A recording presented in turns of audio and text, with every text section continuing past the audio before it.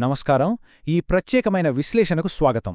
ఈరోజు మనం ఒక అద్భుతమైన, కానీ మనలో చాలామందికి పెద్దగా తెలియని ఒక ప్రపంచంలోకి వెళ్లబోతున్నాం. అదే పశుపోషకుల ప్రపంచం. మనం చరిత్ర పుస్తకాల్లో ఎక్కువగా వ్యవసాయం, పరిశ్రమల గురించే చదువుతుంటాం కదా. కానీ ప్రకృతితో మమేకమై జీవించే ఈ సంచార పశుపోషకుల జీవన ప్రయాణముందే, అది నిజంగా చాలా చాలా ఉత్కంఠభరితంగా ఉంటుంది. అదెలాగో ఇప్పుడు చూద్దాం. సరే, అసలు ఈరోజు మనమేమేం తెలుసుకోబోతున్నామంటే సంచార జీవన విధానం, భారతదేశంలో పశుపోషకుల పరిస్థితి, వలస పాలనలోని ఆంక్షలు, ఆఫ్రికాలోని మసాయి తెగ ఎదుర్కొన్న సవాళ్లు, ఆ తర్వాత కరువులు వాళ్ల సమాజాన్ని ఎలా మార్చేశాయి, ఫైనల్గా ఈ ఆధునిక ప్రపంచంలో వాళ్ల మనుగడ ఎలా ఉందనేది వరుసగా చూద్దాం. ముందుగా మొదటి అంశం, సంచార జీవన విధానం. అసలు వాళ్ల లైఫ్ స్టైల్ ఎలా ఉంటుందో తెలుసుకుందాం. సాధారణంగా సంచార జాతులు అనగానే సొంత ఇల్లు లేక అలా తిరుగుతుంటారు అని మనం అనుకోవచ్చు. కాని వాళ్లు అలా ఒక ప్రాంతం నుంచి మరొక ప్రాంతానికి ప్రయాణించడం వెనుక ఎవరికీ అంతుపట్టని ఒక అద్భుతమైన ప్రణాళిక దాగి ఉంది. ఎగ్జాంపుల్కి బుగ్యాల్ ప్రాంతాలనే తీసుకోండి. ఇవి సముద్రమట్టానికి 12,000 అడుగుల పైన ఉండే విశాలమైన పచ్చికబయళ్ళు. చలికాలంలో ఇవి పూర్తిగా మంచుతో కప్పుబడి ఉంటాయి.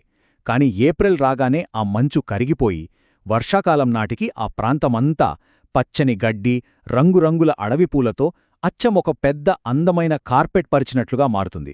అయితే వీరు అలా ఒకే చోట ఎందుకుండిపోకుండా నిరంతరం ప్రయాణిస్తుంటారో తెలుసా?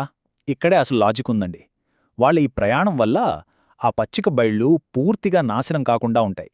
అంటే ఒకచోట గడ్డి అయిపోగానే వాళ్ళు తమ పశువులతో ఇంకో చోటికి వెళ్ళిపోతారు. దీనివల్ల ఆ పాత ప్రాంతంలో ప్రకృతి మళ్లీ చిగురించడానికి, కొత్త గడ్డి పెరగడానికి కావాల్సినంత సమయం దొరుకుతుంది. చూశారా, పర్యావరణాన్ని కాపాడే ఎంత అద్భుతమైన న్యాచురల్ సైకిల్ గదా ఇది. ఇక రెండో విభాగంలోకి వద్దాం. మన భారతదేశంలో ఉన్న పశుపోషకులు, వాళ్ల జీవన విధానం గురించి ఇప్పుడు చూద్దాం. మన ఇండియా విషయానికి వస్తే ఇక్కడ భౌగోళిక పరిస్థితులకు తగ్గట్టుగానే పశుపోషకుల్లో కూడా భలే వైవిధ్యముంటుంది. విపరీతమైన మంచు కురిసే జమ్మూ కాశ్మీర్ పర్వతాల్లో గుజ్జర్ బకర్వాల్స్, హిమాచల్ ప్రదేశ్లో గడ్డీలు, ఇక మహారాష్ట్ర లాంటి పీఠభూముల్లో ధంగర్లు, కర్ణాటక, ఏపీల్లో కురుమా, కురుబా, గొల్లవాళ్లు, అలాగే మండిపోయే ఎండలుండే రాజస్థాన్ థార్ ఎడారిలో రైకాలు, గడ్డకట్టే మంచు పర్వతాల నుంచి అగ్నిగుండం వంటి ఎడారుల దాకా వాళ్ళెక్కడైనా సరే అద్భుతంగా జీవించగలరు. ఈ పట్టికొకసారి గమనించండి.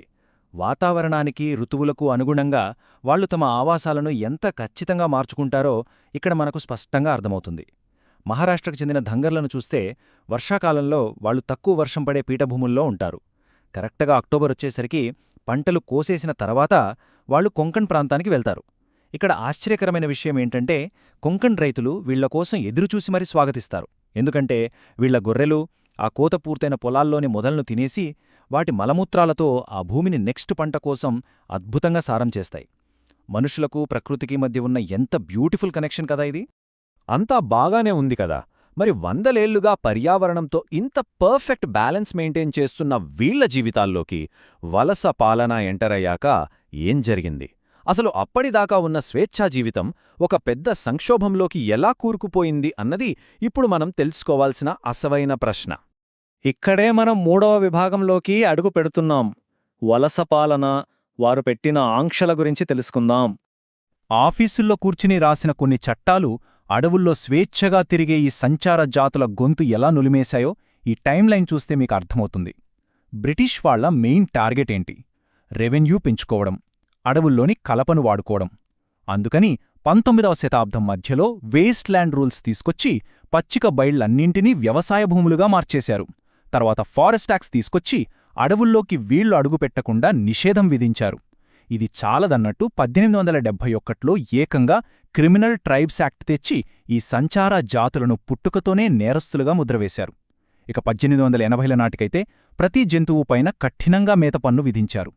వాళ్ల బతుకు ఎంత దుర్భరంగా మారిపోయిందో ఊహించుకోండి. ఈ రెండింటికీ ఉన్న వ్యత్యాసాన్ని మనమిక్కడ చాలా స్పష్టంగా చూడొచ్చు. సహజ విధానం అనేది ఏ కాలానికి తగ్గట్టుగా ఆ కాలంలో వర్షాలు, మంచు కరగడం మీద ఆధారపడి పర్యావరణాన్ని కాపాడుతుంది. కాని ఈ కొలోనియల్ విధానం ఉంది చూశారా, ఇది కఠినమైన బార్డర్లు, పర్మిషన్ లెటర్లు, బలవంతంపు పన్నులతో వాళ్ళని పూర్తిగా కట్టడి చేసింది. అప్పటిదాకా ఆకాశమే హద్దుగా బతికిన ఆ ప్రజల్ని కాగితాల మీద గీసిన మ్యాపులు అమాంతం బంధించేశాయి. సరే, ఇప్పుడు కాస్త మన ప్రయాణాన్ని ఆఫ్రికా సవర్ణాల వైపు మళ్ళిద్దాం. 4వ విభాగం ఆఫ్రికాలో పశుపోషణ, అందులోనూ మసాయ్ తెగ గురించి. 22 మిలియన్లు అంటే 2,20,00,000. ఇదేదో ఒక చిన్న దేశం జనాభా కాదు. ఈనాటికి ఆఫ్రికా ఖండంలో పశుపోషణపై ఆధారపడి జీవిస్తున్న ప్రజల సంఖ్య ఇది.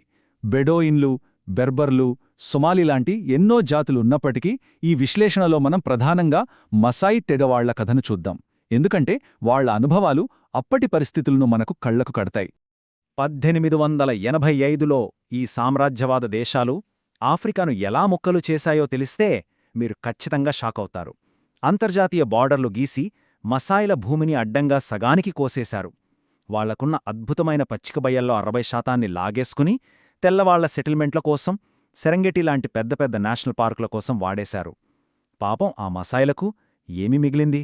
కేవలం 40% భూమి, అది కూడా చుక్క నీరులేని, కనీసం వర్షం కూడా సరిగా పడని ఎడారిలాంటి ప్రాంతం. నలుదిక్కులా మూసుకుపోయిన బోర్డర్లు వాళ్లను ఎంత ఉక్కిరిబుక్కిరి చేశాయో చెప్పడానికి ఈ మాటలే నిదర్శనం. మేము ఏడుస్తున్నాము, ఖైదీల్లా అయిపోయాము, మమ్మల్ని ఎందుకిలా బంధించారో మాకు అర్థం కావట్లేదు, ఈ సరిహద్దులు మమ్మల్ని తీవ్రమైన ఒత్తిడికి గురిచేస్తున్నాయి, మేమిక బతకలేము. ఈ మాటలు 1949లో నమీబియాలోని కావోకోలాండ్ పశుపోషకులు తమ ఆవేదనను వ్యక్తపరిచినవి. వింటుంటేనే చాలా బాధనిపిస్తుంది కదూ. ఇక 5వ విభాగం కరువులు, వాటివల్ల వచ్చిన సామాజిక మార్పుల గురించి తెలుసుకుందాం. ఇలా ఒక చిన్న ప్రాంతంలో బందీలు అయిపోయిన వాళ్లకు కరువు వస్తే పరిస్థితి ఎంత దారుణంగా ఉంటుందో ఒకసారి ఆలోచించండి. మామూలుగా అయితే కరువు వచ్చినప్పుడు వాళ్లు వేరే ప్రాంతానికి వలస వెళ్లి తమ పశువులను కాపాడుకుంటారు. కాని ఇప్పుడు బోర్డర్లు మూసేశారు కదా, దాంతో వాళ్లు ఆ చిన్న ప్రాంతంలోనే పశువులను మేపాల్సొచ్చింది. దానివల్ల కాస్త పచ్చిక కూడా పాడైపోయింది. పశువులకు సరైన పోషకాహారం అందలేదు. ఇక 1933-34లో ఒక భయంకరమైన కరువు వచ్చింది. వేరే చోటికి వెళ్లలేక మసాయిల పశువుల్లో సగానికి పైగా ప్రాణాలు వదిలాయి. ఇది నిజంగా వాళ్ల జీవితాల్లో జరిగిన ఒక పెను విషాదం. ఈ స్లైడ్లో మనం గమనించాల్సిన ఒక ఆసక్తికరమైన పాయింట్ ఉందండి. వలస పాలన వాళ్ల ఆర్థిక పరిస్థితినే కాదు, వాళ్ల సమాజ నిర్మాణాన్ని కూడా పూర్తిగా విచ్ఛిన్నం చేసింది. కొలోనియల్ రూల్కి ముందు ఎలా ఉండేదంటే పెద్దవాళ్లు తగాదాలు తీర్చేవాళ్లు, యువకులు యోధులుగా ఆ కమ్యూనిటీని కాపాడేవాళ్లు. కాని బ్రిటిష్ వాళ్ళొచ్చాక వాళ్లకు అనుకూలంగా ఉండే కొందరిని చీఫ్స్గా నియమించారు. వీళ్లు సిటీల్లో వ్యాపారాలు చేసుకుంటూ ధనవంతులయ్యారు. కాని అచ్చంగా పశుపోషణపైనే ఆధారపడిన పేదవాళ్లు మాత్రం కరువుల దెబ్బకు అన్నీ కోల్పోయి బొగ్గు గనుల్లోనో రోడ్ల నిర్మాణంలోనూ కూలీలుగా మిగిలిపోయారు. ఇప్పుడు చివరిది 6వ విభాగం ఆధునిక ప్రపంచంలో వాళ్ల మనుగడ ఎలా ఉంది అన్నది చూద్దాం. ఇన్ని ఘోరాలు జరిగినా సరే వాళ్లు సైలెంట్గా ఏడుస్తూ కూర్చోలేదండి. వాళ్లెంత బ్రిలియంట్ అంటే ఆధునిక సరిహద్దుల మధ్య కూడా బతకడానికి కొత్త దారులు వెతుక్కున్నారు. తమకు అందుబాటులో ఉన్న పచ్చికకు తగ్గట్టు పశువుల సంఖ్యను తగ్గించుకున్నారు. ఫర్ ఎగ్జాంపుల్ 1947 దేశ విభజన తర్వాత పాత దారులు మూసుకుపోతే రాజస్థాన్ రైకాలు పచ్చిక కోసం హర్యానా వైపు కొత్త రూట్స్ కనిపెట్టారు. అంతేకాదు తమ హక్కుల కోసం పొలిటికల్గా ఫైట్ చేయడం మొదలుపెట్టారు. తమ పాత విధానాలకు తోడుగా ఆధునిక వ్యవసాయాన్ని, వ్యాపారాన్ని కూడా బ్యాలెన్స్ చేయడం నేర్చుకున్నారు. ఇదంతా చూశాక మనకర్థం కావాల్సిన అత్యంత ముఖ్యమైన విషయం ఒకటుంది. పశుపోషకులు అంటే ఎప్పుడో పాతకాలం నాటి వాళ్లు అని మనం అనుకుంటాం. కానీ మోడర్న్ ఎకాలజిస్టులు, ఎకానమిస్టులు స్పష్టంగా చెప్తున్నదేంటంటే ఎడార్లు, పర్వత ప్రాంతాలు, వర్షం సరిగా పడని ప్రాంతాల్లో పర్యావరణాన్ని ఏమాత్రం దెబ్బ తీయకుండా కాపాడుకుంటూ జీవించడానికి ఈ సంచార పశుపోషక విధానమే ది బెస్ట్ ఆప్షన్. కాబట్టి ముగించే ముందు మీకొక చిన్న ప్రశ్న. ఈ పశుపోషకులు చరిత్రలో మిగిలిపోయిన ఒక పాతకాలపు గుర్తులు మాత్రమేనా? లేక వాతావరణ మార్పులతో అల్లాడిపోతున్న ఈ ఆధునిక ప్రపంచంలో పర్యావరణాన్ని కాపాడుకోవడానికి మనకున్న ఏకైక పరిష్కారమా? ఈరోజు మనం తెలుసుకున్న విషయాల ఆధారంగా దీని గురించి ఒకసారి తీవ్రంగా ఆలోచించండి. ఈ విశ్లేషణ మీకు ఎన్నో కొత్త విషయాలు తెలిసేలా చేసిందని ఆశిస్తున్నాను. ధన్యవాదాలు.